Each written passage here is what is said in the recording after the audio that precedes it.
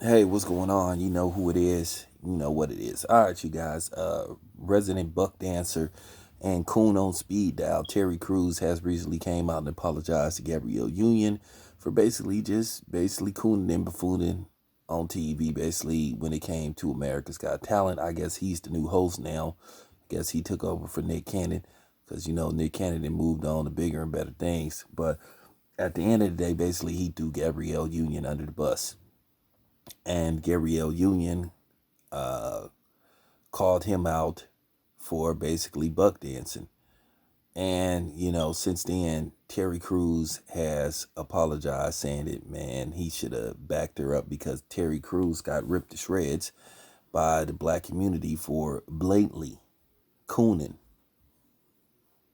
you know, blatantly cooning. And then Nick Cannon got at him about cooning too. So basically, he apologized to her. So I don't know whether Gabrielle Union is going to accept his apology. But see, here's the thing for Gabrielle Union. At the end of the day, people put pressure on Terry Crews for his cooning and buffooning. But at the end of the day, we should apply the same to Gabrielle Union. Gabrielle Union needs to apologize to Nate Parker.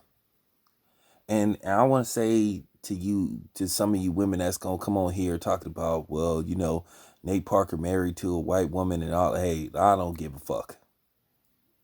I don't. Not in this case. Nate Parker gave us a jewel of a movie. At the end of the day, he gave us a movie that a lot of people ran away from and was scared in their little pants to make. They were scared out of their pants to make. So let's just face the fact. I'm not trying to hear that in this particular case because look what was the ramification of Nate Parker making that movie. His career was completely destroyed.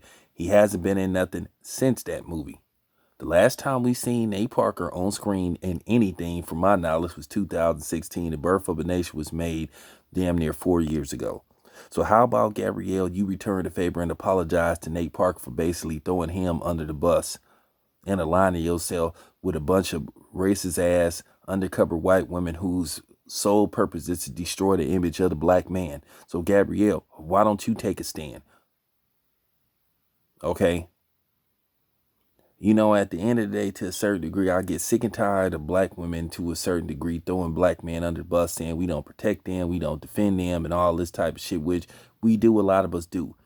And a lot of times it's not appreciated. You don't see the black man that basically went and got arrested because of an Asian nail salon that was basically disrespecting black women. He went in there and tore that place up, got arrested. But the charges has since then been put on hold from my knowledge. Now, I don't know what the current state is, but he was bailed out of jail. Then there was another case where a dude went in there to check a nail salon owner who disrespected his wife. And you know what the black women did to him? Sat up there and threatened to call the police because they'd rather have their nails did than be, protected and defended. So some of y'all could save that shit when y'all be coming on certain outlets basically talking that bullshit that we don't protect y'all, because a lot of times we do. But nevertheless, I don't want to make it about that. But what I'm saying is, with Gabrielle Union need to stand up and fight against these white women that don't give a damn about you. They just use you to make the numbers, and then they distance themselves from you. How many times have you heard about black women getting sexually assaulted or by white men, and then they were disregarded as being lies and all that type of shit? You always see they true colors, which is lily white. Michael Jackson made a song called "They Don't Really Care About Us," and he was telling the truth. So at the end of the day, Gabrielle Union needs to do the right thing and apologize to Nate Parker.